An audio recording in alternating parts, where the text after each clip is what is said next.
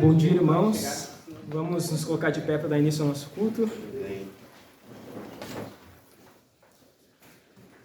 Convido os irmãos a abrir a Bíblia, no livro de Salmos, no capítulo 25.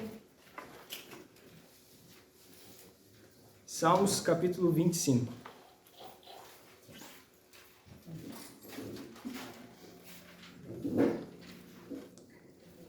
Que diz assim: A ti, Senhor, elevo a minha alma, Deus meu, em ti confio.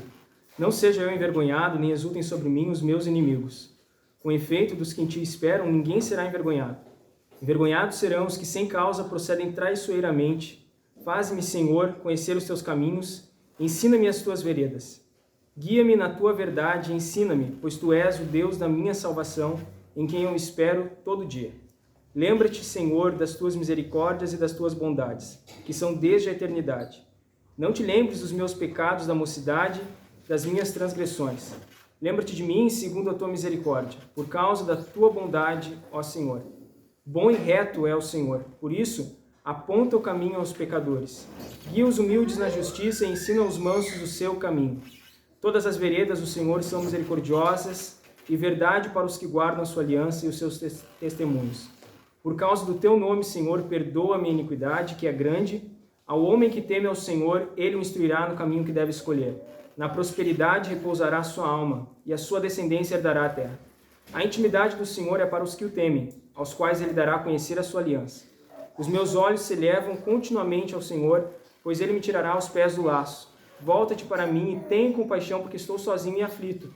Alivia-me as tribulações do coração, tira-me das minhas angústias, considera as minhas aflições e o meu sofrimento, e perdoa todos os meus pecados. Considera os meus inimigos, pois são muitos, e me abominam com ódio cruel. Guarda minha alma e livra-me, não seja eu envergonhado, pois em ti me refugio. Preservem-me a sinceridade e a retidão, porque em ti espero. Ó Deus, redime a Israel de todas as suas tribulações. Amém? Vamos fazer uma oração.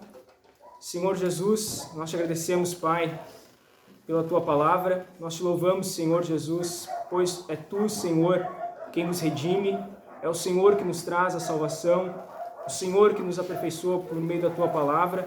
Nós pedimos, Senhor, que o Senhor abençoe o nosso culto, que esse culto, Senhor, seja um culto abençoado pela tua palavra, que nós vamos ouvir daqui a pouco, que o nosso coração possa estar aberto para compreendê-la e pô-la em prática, Senhor. Nós te louvamos e bendizemos o teu nome, em nome do Pai, do Filho e do Espírito Santo. Amém. Amém. Vamos louvar?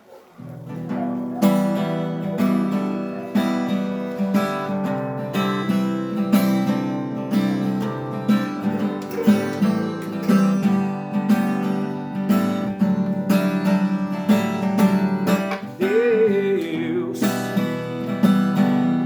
é o nosso refúgio, fortaleza, nossa força nas batalhas, e por isso não temeremos, ainda que a terra desfaleça, ainda que o sol adormeça e que o monte mais alto no mar desapareça. Por Cristo me salvou, salvou da morte, ele me resgatou, resgatou.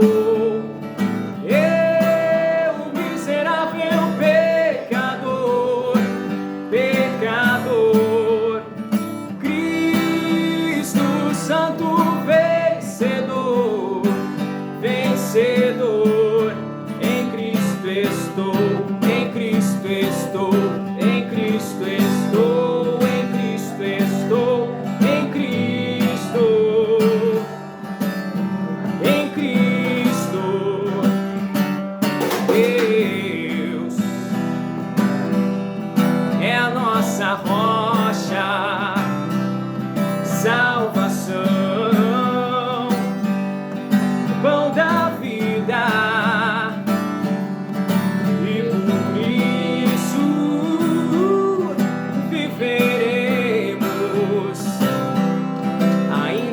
fraca espada, perigo, fome ou nudez nos alcance,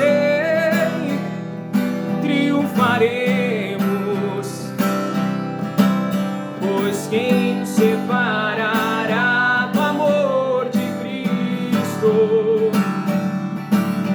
Porque Cristo me salvou, salvou da morte, Ele me resgatou, resgatou.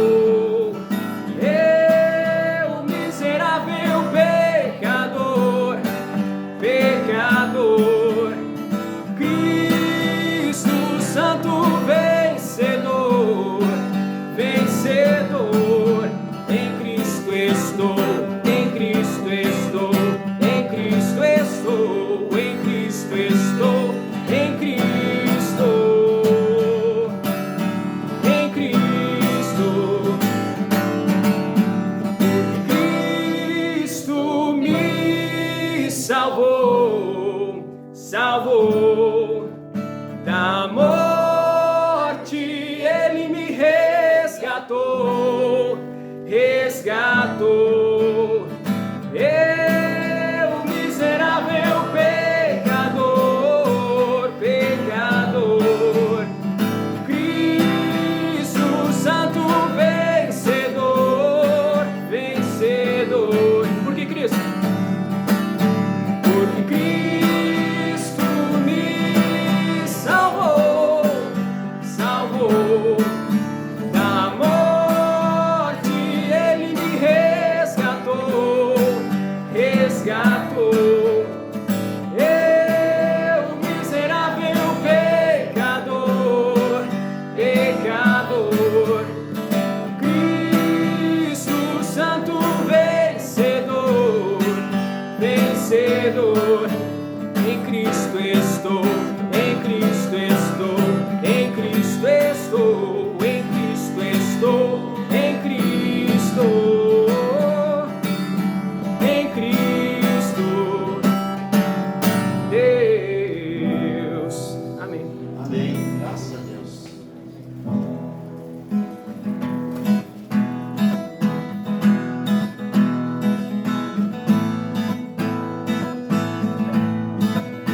Eu sou grato por tudo que tenho, o tesouro maior desse mundo me foi dado como herança eterna. Maior prova de um amor tão profundo.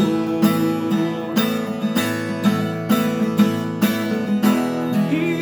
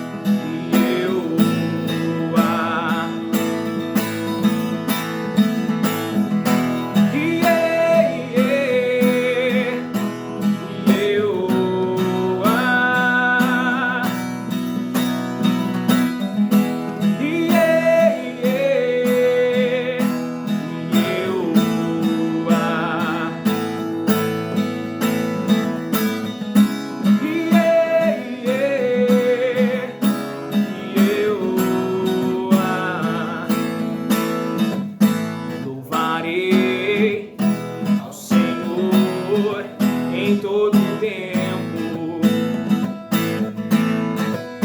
Seu louvor estará continuamente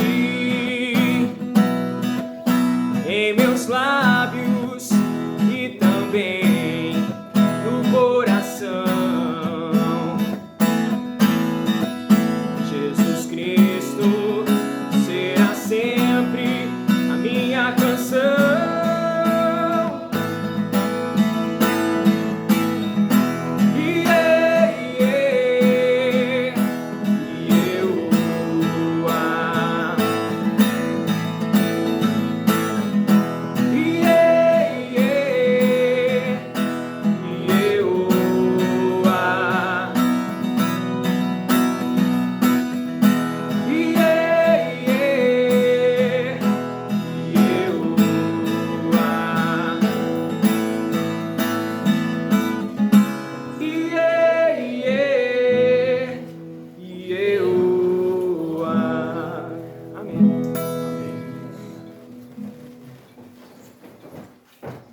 Bom dia, irmãos. Amém. Então, vamos continuar em pé, por favor, e fazer a leitura do texto de hoje. Está em Mateus, capítulo 5, do versículo 38 a 42. Mateus 5, do versículo 38 ao 42.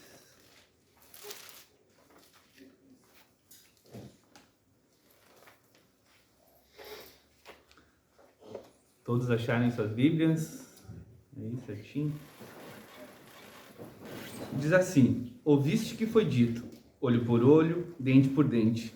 Eu, porém, vos digo, não resistai ao perverso, mas a qualquer que te ferir na face direita, volta-lhe também a outra. E ao que quer demandar contigo e tirar-te a túnica, deixe-lhe também a capa. Se alguém te obrigar a andar 1 milha, vai com ele 2. Dá a quem te pede, e não voltes as costas ao que deseja que lhe emprestes. Senhor, peço que essa palavra hoje entre em nossos corações, que ela possa dar bons frutos, e que o Senhor abençoe a vida de cada um presente aqui, através dessa palavra. Em nome do Senhor Jesus, amém. Podem sentar. Então, mais uma vez, bom dia. Dando início à nossa pregação de hoje e continuidade à nossa série sobre o Sermão do Monte. Hoje a gente vai falar sobre, ali se for pegar a tua Bíblia, vai estar escrito a separação da vingança, onde Jesus aborda, depois de diversos temas, o tema da vingança. E olhando assim, quando o Rogério pediu ali que eu me preparasse para esse sermão, eu olhei da vingança, não, mas nada a ver, nem sou vingativo. A gente sempre olha, mas tá tranquilo, né? Não é uma coisa que me incomoda, não é um pecado, assim, que geralmente a gente pensa, a gente deitado, orando, se arrepende. Enfim, vingança, eu não sou vingativo, geralmente a gente tem isso em nosso coração. Não sei vocês, mas eu, sim, e lendo e meditando nesse texto, eu vi como eu sou vingativo. Eu li como isso afeta a minha vida, como isso também afeta a vida de todos nós e como a gente deve se desvincular disso. E quando a gente vai falar de vingança, a gente pode falar de vários tipos de vingança, tanto a afetiva, seja no nosso relacionamento, seja na nossa vida com amigos, com família, com cônjuge. O Rogério, agora respondendo as caixinhas, lá a gente vê bastante coisa de vingança entre os cônjuges. A gente pode também trazer para a área profissional. Se alguém me fez mal na minha área profissional, eu vou lá responder a ele. A gente pode trazer para a área das redes sociais, política, ideologia, debates, futebol, tudo. O pessoal, quer vir e xingar o outro, brigar por meio de vingança também nessa área, né? A gente pode trazer para os ciúmes, pode trazer para uma amplitude de Estado, uma guerra, como está acontecendo na Rússia, uma retaliação comercial, enfim. Então a gente vai falar de vinganças, tem uma área muito ampla, tá? Então por isso que Queria pedir a atenção de todos vocês hoje, que é um tema nada fácil, e aqui Jesus trata ele de acordo com o contexto da época, né? Como a gente está vendo, né? Então, só para recapitular, até aqui Jesus falou sobre o caráter do cristão, a influência do cristão no mundo. O Rogério trouxe primeiro o caráter do cristão, depois o Natan falou da influência do sal e luz. O Gia deu sequência também, eu dei a sequência à pregação falando da melhora desse caráter. E Jesus aqui está deixando claro que não veio revogar a lei, mas aperfeiçoá-la. Isso a gente falou em todas as outras pregações dessa série, né? Tanto quanto a do homicídio, do adultério, que o Rogério ainda vai fazer, do juramento que o Gia fez, e hoje a gente vai ver a vingança. Então tem todo esse contexto por trás. Jesus está trazendo alguns pontos onde os fariseus e os escribas erravam, né? E está aqui mostrando que ele não veio revogar, como era dito na época, que ele veio mudar, mas sim que ele está aperfeiçoando, e como eles eram falhos ao cumprir aqueles mandamentos que eram dignos. Então a gente pode observar ali, desde o adultério, ali, desde o homicídio, né? Que Jesus muda assim o início dele. Antes de vir ele falando em primeira pessoa, depois em terceira pessoa, aqui ele começa dizendo: ouviste o que foi dito. Então a gente pensa, ouviste o que foi dito. Aqui Jesus está dizendo uma sentença que todo o conteúdo mencionado não dizia a respeito da lei de Deus propriamente dita, mas sim dos ensinos interpretados da maneira deturpada dos fariseus. Ele está dizendo, ouviste o que foi dito por eles, por quem? Pelos fariseus, pelos escribas. E depois ele segue dizendo no texto, eu, porém, vos digo. Eu, porém, vos digo. Jesus mostra a verdadeira interpretação da lei, a maneira perfeita de interpretá-la. Então, em nenhum momento no Sermão do Monte, ao meu ver, e aos dos comentadores também, chegando aqui, há algo mais desafiador do que esse. Aqui onde Jesus declara que a gente deva responder ao perverso, aos inimigos com amor. E, então, é um momento desafiador, não só do Sermão do Monte, mas dos ouvintes da época, como para nós, ao ler. Tanto que há depoimento de vários pregadores que tiveram suas vidas mudadas ao ler isso, né? E não só pregadores, como a gente vai ver aqui hoje. Então, é um tópico bem desafiador do Sermão do Monte, né? Essa parte que a gente vai ver hoje da vingança e também do amor ao próximo, que vai ser a próxima sequência do sermão, tá? Então, a primeira proposição é: a justiça da lei é aparentemente boa, mas não leva à perfeição desejada. Nisso, dentro dessa proposição, a gente vai ver o primeiro versículo. Ouviste que foi dito, olho por olho, dente por dente. Então, a lei mosaica era um código civil e, além de código moral, também era um código civil, como a gente vê nos 10 mandamentos, em Êxodo 20, e na sequência deles, Êxodo de 21 a 23. Então, era um código aplicado à época. E esse olho por olho se encontra dentro desse contexto, né? Ali em Êxodo de 21 ao 23 também, o capítulo, né? E de Levítico também 24. Então, os prejuízos causados às pessoas e às propriedades tinham ali também escrito no Código Civil da época, no contexto deles da época. E lá vai dizer essa parte do olho por olho, que devia ser pago olho por olho. A famosa, conhecida como Lei do Talião, né? Quem já estudou um pouquinho de direito, filosofia, enfim, vai saber do que a gente está tratando também. Era uma instrução para os juízes de Israel aplicar essa lei do talião. Então, era um princípio da retribuição exata. Por exemplo, o Jean foi lá, roubou um gado meu. Eu vou lá, pego um do Jean. O Rogério foi lá, matou um filho meu, que invadiu a propriedade dele. Eu tenho que matar um filho do Rogério. Então, era a lei do olho por olho, dente por dente, né, que a gente vai falar. Então, aquilo que era feito deveria ser pago. E dentro do contexto humano, a gente vê que essa lei, olha, é uma lei justa. Tu fez, tu paga. Mas a gente sabe das deturpações do homem, de como o homem é pecador, de como o homem é falho e como o homem deturpa qualquer lei. Então, essa lei tinha um duplo efeito, né?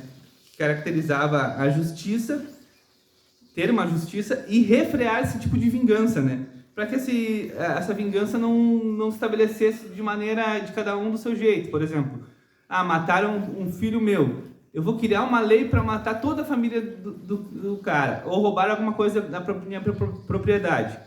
Eu invento uma lei aqui no meu contexto, lá de Israel, digamos, né? E eu vou inventar uma lei hoje, vou levar para os juízes para eles aplicarem essa lei e tirar tudo do cara. O cara roubou só alguma coisa de dentro da minha propriedade. Enfim, para não ter esse tipo de injustiça, foi criado essa lei da retribuição exata, né? E havia esse tipo de justiça com as próprias mãos, ou da própria lei criada dentro de Israel. Então, por isso foi estipulado por Moisés esse princípio dado por Deus. E digno, pois foi dado por Deus, né? Semelhante também, hoje, contextualizando, né, a lei islâmica, né? A lei do talião especificava o máximo do castigo possível. E os islâmicos hoje não aplicam dessa maneira, né?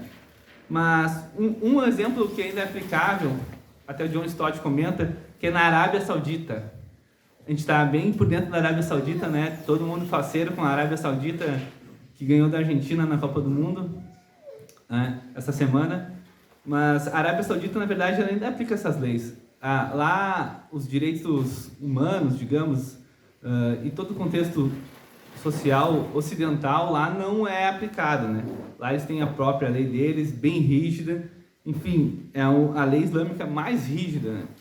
Então, a Arábia Saudita, parece todo mundo bonitinho lá, torcendo, eles gritando. Na verdade, a mulher não tem espaço na sociedade. Enfim, é bem contrário do que aparece hoje na Copa do Mundo. E eles são o que aplicam essa lei hoje, né? Então, os judeus também, naquele contexto, no contexto de Jesus, passado aquele tempo, eles já estavam fazendo uma prática que era trocar. Me fez algum mal, tu pode pagar com dinheiro, com produtos, com bens. Então eles também faziam isso. O olho por olho deles às vezes era, troca por dinheiro, então fez alguma coisa comigo, a gente pode me pagar. E era uma prática comum que já divergia do que foi ensinado na lei. E era uma prática que estava sendo comum, como uma espécie de fiança hoje, né? E ele também era muito utilizada com os escravos. Por exemplo, porque escravo, na verdade, o cara matou meu escravo roubou alguma coisa dele, ele foi lá e matou meu escravo. Eu não posso lá matar o escravo dele e afetar a mão de obra. Ele poderia me pagar e ficar tudo bem pelo meu escravo que fez algum mal. Então também tinha esse tipo de troca financeira e muito mais com os escravos, né, que sofriam isso. Então havia essa troca de dinheiro por sangue. Os judeus já faziam isso e praticavam essa troca, como eu falei. E os escribas e os fariseus usavam também para a vingança pessoal. Como eu falei, a lei era boa, mas eles pervertiam a lei, na verdade. Como hoje a gente vê muitos pervertendo as nossas leis. Era uma lei moral, e uma lei civil, mas também era distorcida e aplicada para o próprio benefício do sistema religioso. A gente nem vê isso hoje, né? Aplicando as leis bíblicas no nosso sistema religioso atual de maneira deturpada para benefício próprio, seja para arrecadar dinheiro, para ter benefícios, grandes pastores, grandes líderes religiosos, não só dentro do cristianismo fazendo isso. Então havia essa prática para benefício pessoal. Os fariseus excediam, iam lá, cobravam mais daquilo que era tirado deles. Eles faziam isso de propósito, ou às vezes até inventavam que foram roubados, que aconteceu alguma coisa para tirar todas aquelas terras de pessoas mais humildes. Então havia essa distorção na época, como hoje há também em nosso sistema, né? E se a gente for comparar aquele sistema da época com o nosso moderno atual, a gente vê que até faria sentido ter um olho por olho hoje, né? Em alguns casos específicos. Vendo a impunidade, por exemplo, do nosso sistema penal, no Brasil, um exemplo, né? Como o nosso sistema penal é frágil, é falho, e como leis como essas encontradas em Êxodo e em Levítico fariam sentido, sim, no nosso contexto social, vendo o nosso senso de justiça, assim. Então, é algo que é bom a gente refletir e que faria sentido, sim. Porque hoje, no nosso meio, no nosso contexto social, no nosso sistema jurídico, a gente vê também que tem aqueles que se aproveitam das brechas da lei e usam para corrupção, usam para benefícios próprios, corruptos políticos geralmente conseguem as brechas, enquanto o pobre é aquele que comete um crime, às vezes pífio, por roubar alguma coisa no mercado, paga muito mais do que aquele que fez todo tipo de propina, né? Mas enfim, é um nosso sistema, né? E tem uma frase de Spurgeon muito legal no comentário dele que diz assim, ó: uma boa lei no tribunal pode ser um costume muito mau na sociedade comum. E é algo que vai em conta do que o Rogério sempre fala, né? Até separei aqui, exemplo Rogério. E o Rogério sempre fala sobre isso, né? Mas tá vendo esse exemplo de Spurgeon, que uma lei no tribunal pode ser um mau costume na sociedade comum, a gente pode trazer um exemplo, bem como lei trabalhista. É uma lei boa? É. Protege o empregado? Protege. A lei da Previdência é uma lei boa? É. Protege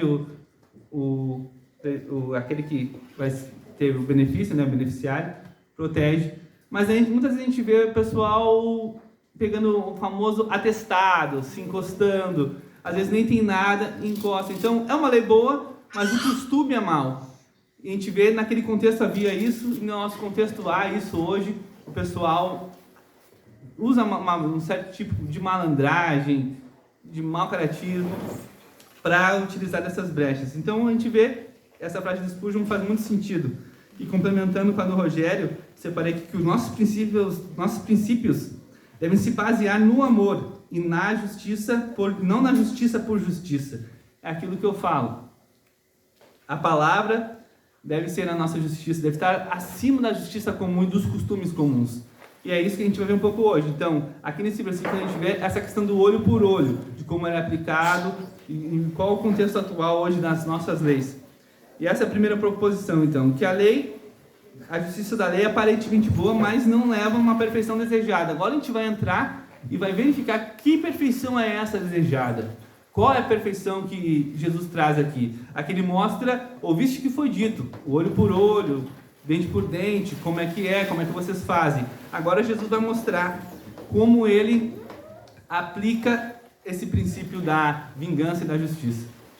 Eu estou em pé hoje, estou tentando me soltar mais, mas se precisar do banquinho, como o pessoal falou na última vez. Então, no versículo 39, agora a segunda proposição, que a justiça de Deus nos ordena a não resistir aos atos perversos. Do versículo 39 e o 40. Eu, porém, vos digo, não resistai ao perverso, mas a qualquer que te ferir a face direita, volta-te também a outra. Aqui Jesus está mostrando como que a gente deve proceder aos atos do perverso, aos atos de vingança.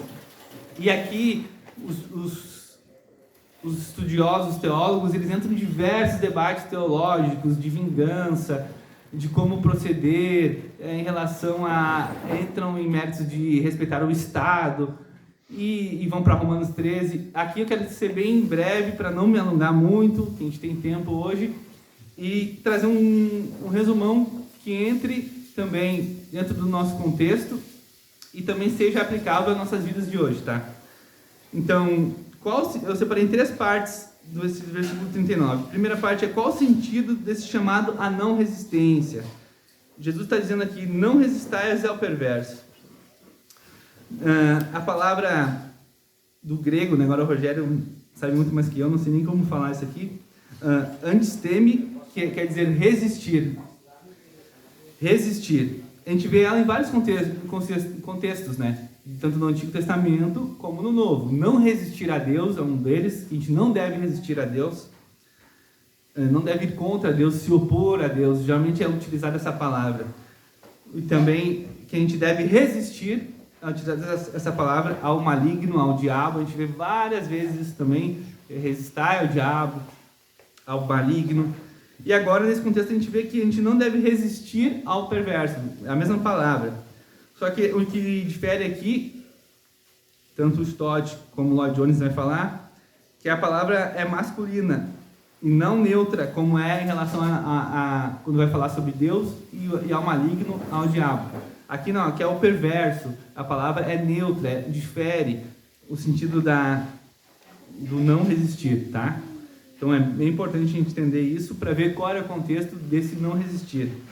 Então aqui Jesus está dizendo para a gente não resistir ao perverso, mas a qualquer que te ferir a face direita, volta-te também o lado oposto. Então a palavra é masculina e não neutra. Bater com o lado oposto da mão. No Oriente Médio havia uma superstição que ao bater com o lado oposto da mão direita, representava uma grande ofensa. Então aqui que Jesus está dizendo, ó, eu porém vos digo, não resistais, mas quando te ferir na face direita, volte também a outra. Então bater na face direita, volte também a outra.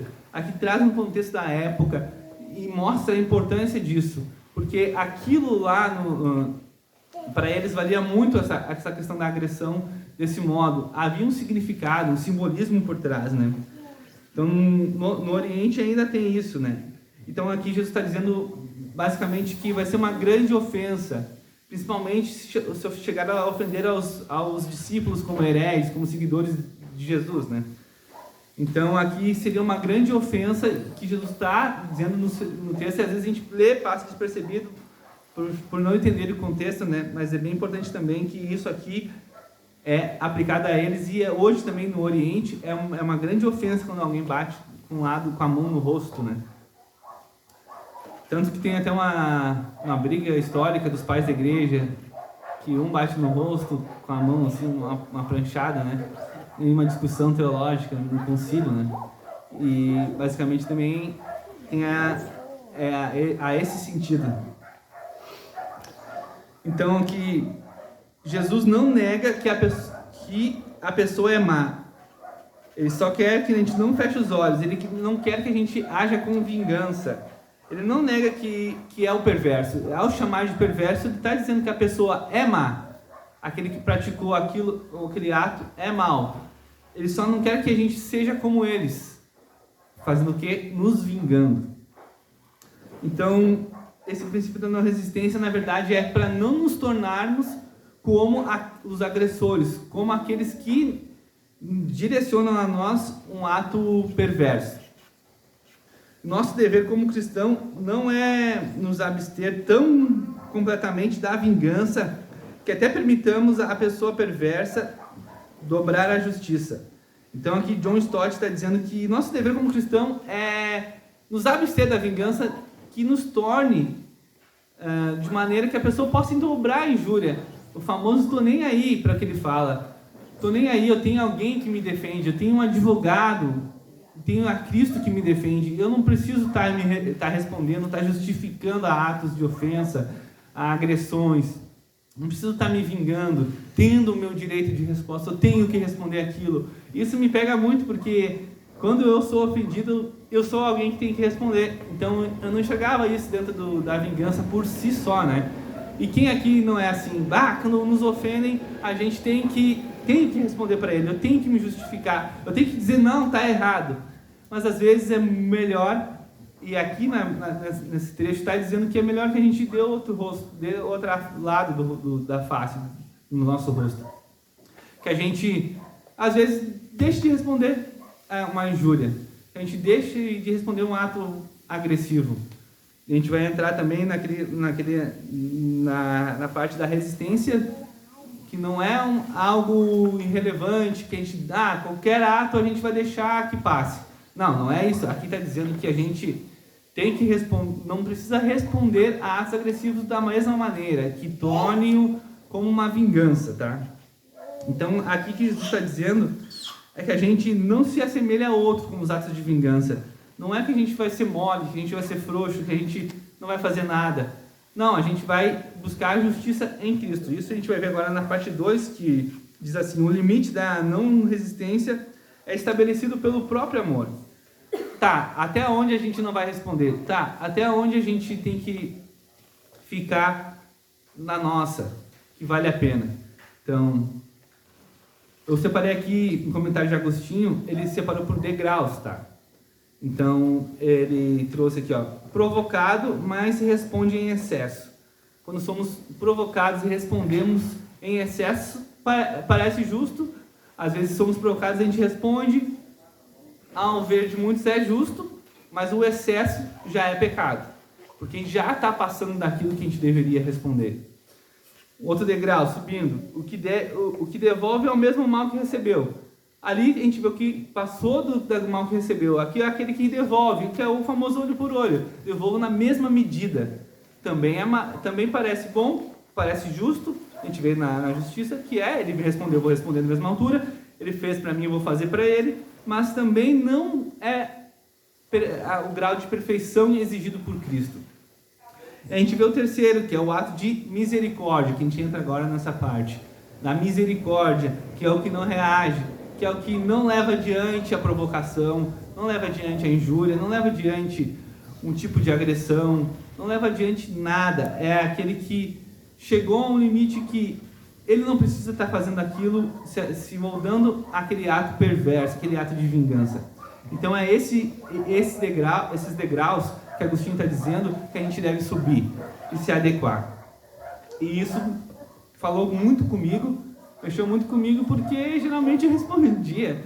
E eu tenho, assim, analisando a mim, eu mudei bastante de uns anos para cá. Eu era mais fogo no pavio, tinha que responder, principalmente coisa política, ideológica. Muito mais antes da pandemia, assim, eu era bem mais reativo a isso, né? E eu acho que a idade, né, a experiência, o convívio tanto com o Rogério, com irmãos mais calmos aí me trouxeram essa experiência, e eu vi que era um pouco de maturidade também, mas também, de certo modo, analisando hoje, é pecado, sim, a gente fazer isso. É um pecado, uma imprudência muito grande da nossa parte fazer isso. Por que a gente tem que responder uma provocação? Por que há essa necessidade, assim, imediata? Às vezes nem é uma provocação, é uma coisa que uma pessoa postou, a gente tem que ir lá. E ainda é uma coisa que mexe muito comigo. E ao trabalhar esse tema da vingança aqui, diante desse texto, estou olhando a análise ampla, assim, a gente não entra nesses méritos, mas analisando o texto, a gente aplica ao nosso coração. E é algo também que deixa, de certo modo, é vingança, sim, e é esse tipo de pecado que está sendo tratado aqui. Então, outra frase de Spurgeon é que temos de ser como uma bigorna quando os homens perversos são martelos. E engraçado que essa frase aqui, o próprio John Stott cita do comentário de Spurgeon nos comentários dele. Então, é muito relevante. Temos que ser uma bigorna quando os homens perversos são martelos. A gente faz essa análise. Como a gente vai ser uma bigorna, o cara nos martelando, a gente como uma bigorna sem reação. Mas é uma grande diferença entre uma bigorna e um capacho, né? O próprio John Stott vai dizer. E Jesus demonstrou isso. Jesus não permaneceu calado, Jesus permaneceu calado diante das acusações, mas não foi um covarde. Jesus fez oposição ao sistema religioso da época, desafiou os sacerdotes, por exemplo, no caso do julgamento, quando ele foi levado, ele desafiou, ele não se calou ao sistema da época, ele trouxe a visão de Cristo, do reino, para o sistema da época, mostrando que eles estavam errados, né? Então, a gente vê que Jesus não foi simplesmente um capacho, ele reagiu àquele sistema, né? Mas de modo diferente das nossas reações, de modo com amor, pacífico, sem revolução, sem nenhum tipo de atitude agressiva ou vingativa. Enfim, ele agiu para benefício daqueles que ele veio buscar. Então, a gente aqui, verificando, a gente vê que a gente não deve ser reativo, agressivo, mas também não deve ter esse pacifismo inflexível. E Lutero traz uma analogia muito legal, que é do santo louco, dos piolhos. O santo louco. O que o santo louco fazia? Ele era tão piedoso, que ele estava cheio de piolho no cabelo e não matava os piolhos. Por quê? Por piedade. Sim, por piedade. Era o santo louco que Lutero traz. Ele era tão flexível que não posso matar os piolhos. Então a gente vê esse exemplo trazendo para a vida comum e para o meio acadêmico, filosófico, literário. A gente traz ali para o Leon Tolstói, e na obra dele, O que eu creio, é um grande escritor russo, romancista, inspirou muita gente, né? E uma vez ele se retirou, né, para escrever um livro, fazer uma análise da Bíblia, passar um tempo sozinho. Ele fez uma análise do Sermão do Monte e depois escreveu o livro Que eu creio, a obra Que eu creio, onde ele ele analisando o Sermão do Monte, principalmente nessa parte aqui de não se resistir, ele tocou muito o coração dele e ele quase entrou como o santo louco aí, do piolho. Mas ele não entrou tão profundamente como ele, né? Mas ele foi contra, por exemplo, o estabelecimento de propriedades, de tribunais, governos, forças armadas. Ele falava que o reino perfeito, quando tiver, nada disso vai existir. E faz sentido. Mas a gente vê que esses órgãos, propriedades, tribunais, juízes, também não são preceitos bíblicos estabelecidos pela Bíblia, os governos, enfim, a questão das forças armadas, se defender. A autodefesa também é um preceito. Então ele entrou e foi muito a fundo e virou um pacifismo inflexível. E saindo do Tolstói, não sei se é esse jeito que pronuncia, né? Beleza? A gente entra no Gandhi. Daí ele é um pouco mais conhecido, né?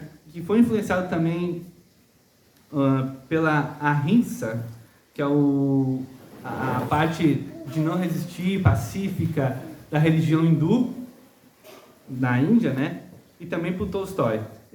Por esses escritos, ele leu esse livro sobre a obra do Que creio, e também foi influenciado. Então Gandhi foi muito influenciado pela essa parte cristã e também pela religião hindu, por esse pacifismo que ele pregava. Foi muito conhecido na nossa história. Hoje a gente vê documentários, Netflix, livros, autores, coaches falando de Gandhi, todo mundo falando de Gandhi. Mas Gandhi, por exemplo, foi contra a invasão do Japão, na época que tinha a Índia ou a Inglaterra. Ele falou que os ingleses deveriam fazer a famosa Brigada da Paz. Quando eles estiverem invadindo, agressivos, faz a Brigada da Paz que tudo está resolvido, todo mundo para com a bandeira da paz. Como se isso fosse resolver um interesse econômico, social, de uma guerra. Enfim, era uma passividade, às vezes, inflexível. Muitas vezes flexível, né? Outro exemplo é Gandhi, ao escrever para os judeus, ele escreveu que não se reagissem aos nazistas, não reagiram aos nazistas, né? Eu não tenho um profundo conhecimento da obra de Gandhi, mas todos os comentários que eu vi, principalmente dos teólogos, eles dizem que Gandhi ele tinha esse sistema, esse princípio da não reação como base dos seus preceitos, né? Então, ele acreditava realmente nisso. Se não reagisse, mostrasse paz, mostrasse todo esse afago, assim, de não se inflar contra os agressores, os agressores, como os humanos também, como nós, como esses pacíficos, eles também seriam pacíficos, eles também não reagiriam. Claro que a gente sabe que na prática, ir lendo a Bíblia, todo o contexto bíblico, toda a parte teológica do pecado original, a gente sabe que não funciona assim. A gente sabe realmente que o ser humano não vai agir assim, não é uma regra aplicável. Claro que pode funcionar para alguns casos, mas o ser humano é mau. E o ser humano vai reagir mal. Então a gente vê que essas teorias eram muito bonitas, muito lindas. Quem dera se o mundo fosse assim, mas na prática não pode ser. Então a gente vê que há divergência com os relatos bíblicos, além de serem realistas, né? Como muitos tratam, há divergências também como os relatos bíblicos, né? E uma brincadeirinha até que o Stott solta, que Gandhi, esse pensamento foi diluído muito por Gandhi ser da Índia, que era pacifista, né? E da Inglaterra, onde o pensamento cristão, da liberdade, de poder expressar. E Stott fala que, de repente, Gandhi nem seria conhecido se ele estivesse na Alemanha de 1933 ou na Rússia de 1925, na União Soviética, né? De repente, Gandhi estaria numa cadeia e seria esquecido, ninguém hoje saberia sobre ele. Mas por estar num ambiente pacífico de misericórdia, tanto na Índia como na Inglaterra cristã, das liberdades, ele foi ouvido. Então a gente vê também esse traço cultural, né? E Paulo também vai dizer que o Estado é uma instituição divina, devemos respeitar as leis que servem para punir. Claro que aqui que os teólogos entram no abuso de autoridade, no Estado vingativo, enfim, que a gente não vai tratar hoje porque é muito conteúdo, é debate para outro ponto, tá? Então a gente vê que há um princípio da não resistência, mas há também um pacifismo inflexível que a gente não deve aderir. Tem esses dois lados. E indo para o terceiro ponto, que a regra do tribunal não é para a vida comum, mas a da cruz e daquele de que tudo suportou, sim. Então a gente vê que há esses princípios, mas o que a gente deve aderir aqui é que o que a gente deve seguir são as leis, mas o que a gente deve seguir para a nossa vida é a vida de Cristo, é a lei da cruz, daquele que tudo suportou, daquele que foi misericordioso, daquele que agiu com amor. E essa sim é a lei que a gente deve seguir. Então, o princípio do amor ao seu ferido recusa-se satisfazer seu ego com vingança. Aquele que ama o inimigo, aquele que, ao ser ferido, não reage com vingança, não precisa satisfazer seu ego, por exemplo, como eu dei, em responder, em reagir, porque ele está em espírito de amor, e é isso que Cristo tenta nos passar aqui. É esse espírito de amor que a gente deve aderir. E não ser só vingativo, ou não só pagar com a mesma medida como estava sendo pago na época. A perfeição que Cristo traz aqui, nesse contexto da vingança, não é no sentido só de cumprir, só de pagar com aquilo que é devido, como os judeus faziam na época, mas sim se abster de qualquer ato vingativo que infle nosso ego, e sim demonstrar o amor daquele que se calou diante das injúrias, daquele que foi maltratado, daquele que foi perseguido, daquele que foi castigado, daquele que foi torturado, e mesmo assim se calou, porque sabia da sua missão, sabia do seu chamado. E como nós somos seus seguidores, nós sabemos também da nossa missão. E nós devemos crer naquilo que Jesus deixou. Não pagar o mal com o bem. Não devemos pagar o mal com o mal, mas pagar o mal com o bem. Então, o cristão tem de sentir-se livre do sentimento da vingança, não só nas nossas ações, mas também dentro do nosso coração. Porque às vezes a gente não é vingativo agindo, mas dentro do nosso coração há aquele ódio, há aquela vontade de reagir, aquela vontade de tocar um livro na cabeça de alguém, quando somos tentados a ser vingativos, tá? Então, a gente viu aqui que esse princípio da não reação deve ser praticado, mas tem seus limites, e o limite é o amor. E como a gente deve agir dentro desse limite? Olhando para Cristo. E a terceira proposição que a justiça exigida por Jesus reage com atos de misericórdia. A gente vai ver a partir do versículo 40. E ao que quer demandar contigo e tirar-te a túnica, deixa-lhe também a capa. Se alguém te obrigar a andar 1 milha, vai com ele 2. Dá a quem te pede e não volte as costas ao que deseja que lhe emprestes. Então, a gente pode separar aqui esses 3 versículos. Eu quis separá-los, diferente de alguns teólogos, nesse contexto da pregação, primeiro trazendo o versículo 38, depois trazendo o 39 e depois os 3 juntos. Por quê? Aqui Jesus dá 3 exemplos.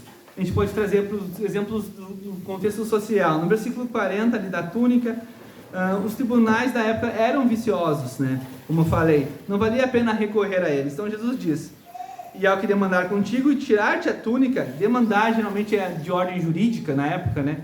E tirar-te a túnica, deixa-lhe também a capa. Não tenta ir atrás pelos tribunais dos homens, que só vai trazer mais remorso, mais mais rancor. Enfim, é um contexto social da época que Jesus está trazendo aqui e está dizendo não vale a pena tu demandar por uma justiça que é falho e que te vai tirar mais a paciência, não vai te deixar em paz de espírito. Então calma, não vai, deixa que tire a túnica e tire as vestes. Age com misericórdia, age com passividade, que eu sou justo. Calma, ele está dizendo isso aqui. E no versículo 41, também a gente pode ver ali, se alguém te obrigar a andar uma milha, vai com ele 2, trazendo para o contexto social, né, como eu trouxe aqui, da época. Os governos naqueles dias exigiam serviço forçado dos seus suboficiais.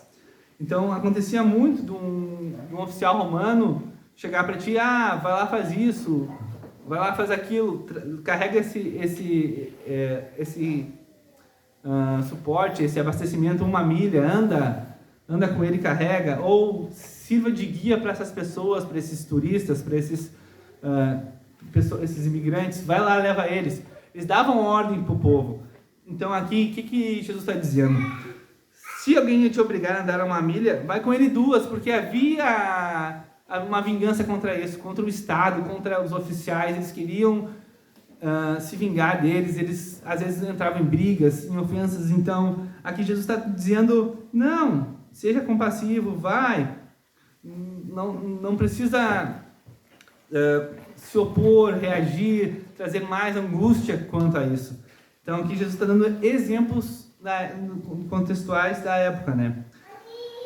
E no versículo 42, dá quem te pede, não voltes as costas a quem deseja que lhe emprestes. Era um preceito também esquecido pelos escribas, pelos avarentos da época, o princípio da generosidade aos necessitados, né? Eles não agiam de acordo com os princípios bíblicos de atender o necessitado, a viúva, o órfão. Eles davam simplesmente as costas, né? E aqui Jesus está dizendo para eles que não, vocês não devem dar as costas, vocês têm que prestar contas, ajudá-los, doar, se entregar, apoiar os necessitados. Então a gente traz esses 3 contextos de atos não vingativos, mas sim de atos consequentes à misericórdia. Então Jesus nos mostra que esse é o reflexo do amor naquele contexto social. Então, já nos 3 casos, Agostinho dizia, né, que devemos tolerar a fraqueza alheia com misericórdia. Então, Agostinho mostra que Jesus está dizendo que, na verdade, eles que são fracos ao fazerem isso. Por exemplo, ao obrigar alguém a fazer alguma coisa, ao ter uma demanda e tirar tudo de ordem jurídica da pessoa injustamente, ou também de não doar, de não se entregar, de não dar algo para alguém, de não ajudar aquele que necessita. Na verdade, quem é o fraco nesse ponto é aquele que age assim. E Jesus está mostrando isso. Aquele que é vingativo, aquele que age perversamente, na verdade é ele que é o fraco dessa história.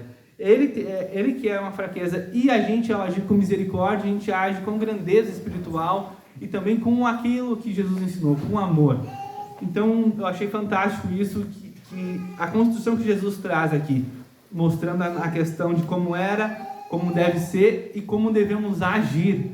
E muitas vezes a gente lê o texto e passa despercebido essa questão, dessas ações que Jesus tenta nos demonstrar aqui.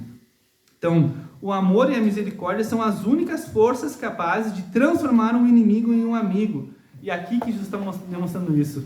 E na nossa vida a gente vê que quando a gente age com amor, com misericórdia, aqueles que não gostam de nós, muitas vezes no nosso trabalho, nossa faculdade, enfim, em todas as áreas da nossa vida, seja em qualquer coisa que a gente pratique, tem uma pessoa que não vai com a nossa cara, e quando a gente vai lá, quebra esse gelo, conversa com a pessoa, a gente demonstra uma passividade, mesmo sabendo que ela não vai com a nossa cara, aquele gelo é quebrado, e daqui a pouco um inimigo, alguém que não gostava de ti, te torna um amigo. E como isso acontece? Com o poder do amor, uma pessoa estando no espírito do amor, no espírito de Cristo, consegue quebrar esse gelo, consegue transformar todo aquele ódio, não alimentar o ódio, mas sim alimentar o ódio com amor e trazer essa pessoa para o lado do amor, da força. Então a gente vê isso acontecia na época e em pleno 2022, como a gente vê nas redes sociais, acontece também. No ano da Copa acontece também. E trazendo para o nosso contexto, acontece hoje. E a gente pode quebrar isso. E juntos hoje, como capela, como igreja cristã de confissão reformada, a gente pode ser a diferença e aplicar isso em nossas vidas. Tratar o inimigo com um poder transformador do amor. Então, a generosidade, indiretamente, ela está ligada com a vingança. Já indo para as aplicações, é isso que eu quero trazer aqui para vocês hoje. Que a generosidade está indiretamente ligada com a vingança. E quando a gente age com vingança, a gente age, às vezes, justamente, pode parecer justo, ok, mas a gente não age como Jesus trouxe perfeitamente, que é com o poder do amor, sem ser pacifista ao extremo, tá? Mas, e sim com o poder do amor. Então, o que eu queria trazer para vocês hoje nas aplicações é que nós devemos eliminar qualquer sentimento de vingança por vingança do nosso coração. A vingança por vingança que eu mostrei aqui hoje. Aquela provocação, aquela rusga, aquela coisinha que é plantada em nosso coração. A gente deve eliminar aquilo, trazer isso à tona, à luz do amor, à luz do evangelho, à luz da palavra e viver de maneira que a gente elimine isso, que a gente não alimente isso. Então, é um desafio que eu trago para vocês, é que não alimente a provocação, a vingança por vingança. Qualquer ato, seja um cônjuge que te fez alguma coisa, às vezes um cônjuge traiu, um cônjuge mentiu ou omitiu alguma coisa, não precisa fazer a mesma coisa. Não trata com o mesmo veneno aquele que te envenenou. Tu pode superar isso e tratar com amor, tratar com Cristo, com justiça, e não simplesmente por meio da vingança. Às vezes também um colega te passou a perna, um sócio vai lá, te passa para trás, te tira tudo aquilo que tu tem, e tu busca trazer alguma coisa que faça com que ele seja afetado também da mesma maneira que tu foi afetada. Tu não busca a justiça, mas tu busca algo vingativo, algo que excede, que seja para matar ele, para eliminar qualquer tipo de felicidade que ele possa ter. Então, às vezes a gente deve buscar a justiça, sim, por meios legais, mas também a gente não deve exceder, a gente deve tratar com misericórdia, a gente deve também não ser pacifista ao extremo, mas também amar, saber que há um ato falho. Então, a gente não deve tratar a vingança, alimentar essa vingança ainda mais. E esse é um desafio aqui hoje. Segundo, nós devemos não resistir aos atos perversos. Como Jesus falou, nós não devemos resistir aos atos perversos, mas condená-los como? Vivendo em espírito de amor. Como eu trouxe na última, o Gia falou também bastante, a maior maneira de a gente cumprir esse preceito de Deus é viver isso, viver em amor, viver na nossa vida, trazer a nossa cosmovisão para a prática, nas ações e no coração. É a melhor maneira de tratar esses atos. A gente não vai ser vingativo se na nossa vida a gente for afetuoso, se a gente demonstrar o amor, se a gente viver esse amor que Cristo fala. E às vezes é esse amor que muda a visão da pessoa. Uma pessoa faz alguma coisa para ti com o objetivo de te atingir. E você, ao não alcançar esse objetivo que ela queria que você cumprisse, ao contrário, mostrar amor, afeto por essa pessoa, tudo aquilo, toda aquela armadilha é desfeita. E na verdade a pessoa fica diante de ti e vê realmente que o Senhor habita em ti, o Senhor habita no teu coração. Então, essa é uma lição de hoje, que a gente deve viver a palavra, deve viver tudo aquilo que a gente vive, o Evangelho, com amor, dentro da nossa cosmovisão, em todas as áreas da nossa vida. Só assim as pessoas que tentam nos afetar e aquelas que veem que estão tentando nos afetar, enxergam nossas ações por meio do amor, por meio da palavra, como algo diferencial no mundo. E por meio disso que as pessoas são afetadas, por meio disso que muitas pessoas são levadas a Cristo. Ao ver ações de cristãos, a conviver com cristãos verdadeiros que vivem isso e praticam isso, não cristãos vingativos, pavio curto, respondões, enfim. É isso que faz a diferença no mundo. E hoje, no nosso contexto, que a gente vê na internet, passado as eleições, passado todos esses debates, tudo isso, a gente vê que muitos cristãos não se comportaram desse jeito, se comportaram de maneira vingativa, se comportaram de maneira indisposta com próprios irmãos, amigos, familiares, pais, mães, cunhados, enfim, em toda a área da vida, eles foram perversos, brigaram, foram vingativos. E a gente não deve fazer isso, a gente deve viver isso, porque tem pessoas que não seguem a Cristo, que estão nos assistindo. E eles nos assistindo, a gente vingativo, eles nunca vão querer esse Cristo vingativo. Na verdade, eles nunca vão enxergar Cristo verdadeiro. E terceira e última aplicação é que nós devemos reagir à vingança com misericórdia e buscar a justiça em Cristo e nada mais. Como a gente deve reagir com misericórdia, vivendo a misericórdia de Cristo. E um exemplo que eu trago para encerrar é de Martin Luther King. Martin Luther King, que também admirava o Tolstói e o Gandhi, mas não era pacifista ao extremo como eles, tá? O sofrimento e injúrias que o Martin Luther King passou, teve a casa bombardilhada, foi ameaçado de morte, acusações maliciosas de ser comunista, de ser um hipócrita, de não ser um cristão, foi esfaqueado por um colega, foi preso cerca de 20 vezes, foi injustiçado muitas vezes por tentar trazer a liberdade, trazer justiça para o povo negro, para o povo americano, brigando por justiça, não se excedendo, e muitas vezes ele foi injustiçado. Mesmo assim, quando buscava a justiça do reino para o povo, não guardava amargura ou vingança. Nenhuma vez a gente viu ele reagir com vingança, com ódio, mas sim com amor, pregando a não violência e o poder redentor do amor, que ele dizia encontrar em Cristo. A gente nunca viu Martin Luther King dizendo reaja com ódio, como Malcolm X, né? Muitas vezes lá fazia no mesmo contexto. A gente vê Martin Luther King sendo passivo, mas também mostrando que havia injustiça, mostrando que deveria traga justiça para aquele povo. E mostrando que o único poder para trazer essa justiça era o amor, e esse amor é encontrado em Cristo. Mesmo acusado, ele não reagia. Assim como Cristo, a gente deve seguir os seus preceitos, assim como Martin Luther King seguia Cristo, nós devemos observar esses grandes exemplos e seguir também, tá? Esses atos de misericórdia contam muito.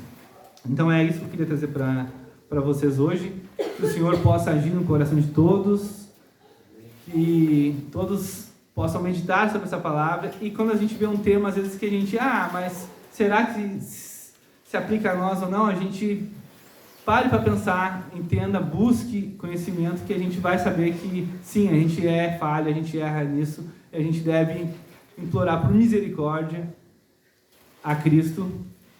E é isso que eu tenho para dizer hoje. Que Deus abençoe todos. Amém. Amém, meus irmãos. Que Deus abençoe todo mundo, que Deus abençoe a vida do William, que nos trouxe essa bela palavra. Que nos nossos dias, e é uma das coisas mais minuciosas, muitas vezes, a gente atentar para o que a gente fala e da maneira que a gente reage diante das circunstâncias. Muitas vezes a gente não percebe o quão isso pode afetar a nossa espiritualidade, a nossa vida e o nosso testemunho diante das pessoas, né? Então, que a nossa reação seja misericordiosa e amorosa e não com os nossos próprios impulsos humanos, né? Vamos participar da ceia, meus irmãos. Peço que todos fiquem de pé. O Natan ele vai estar aqui tocando uma canção. E eu também quero convidar o William e o pastor Rogério para passar os elementos da ceia. A gente está meio apertado hoje aqui, então eu acho que é logisticamente mais melhor, né? Então, mais melhor de bom. Então, peço que o pastor Rogério e o William, então, passem a ceia e vamos participar. Natan.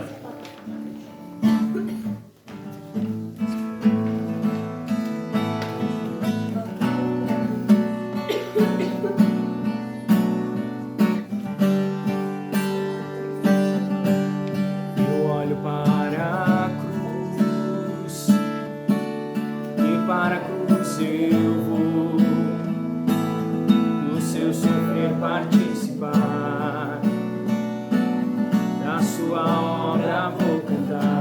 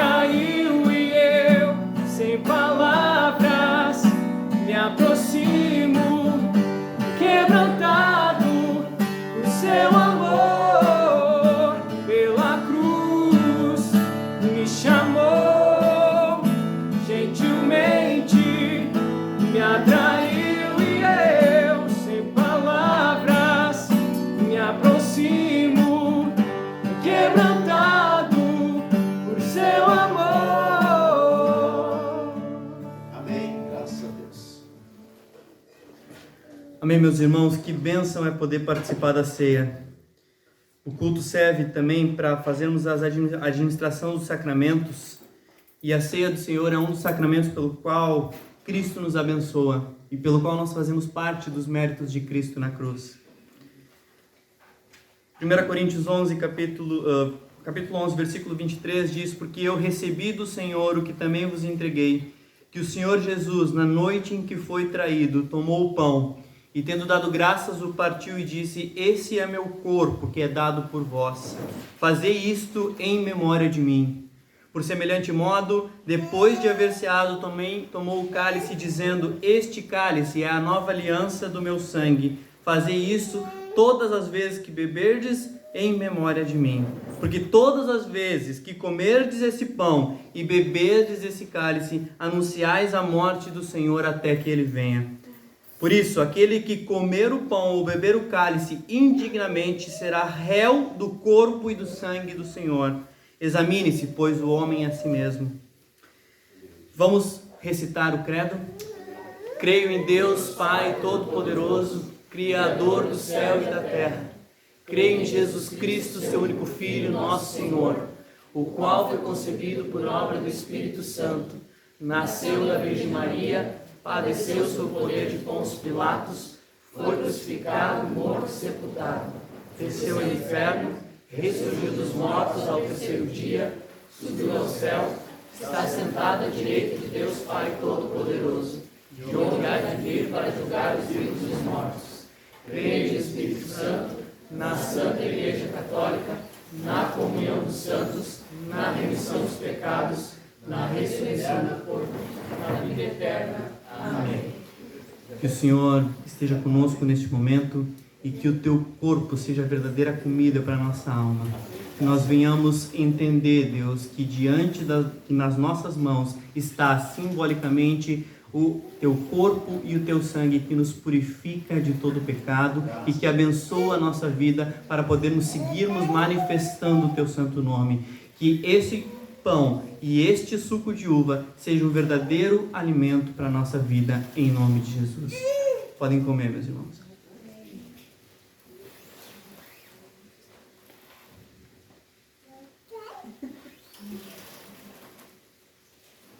Bebam.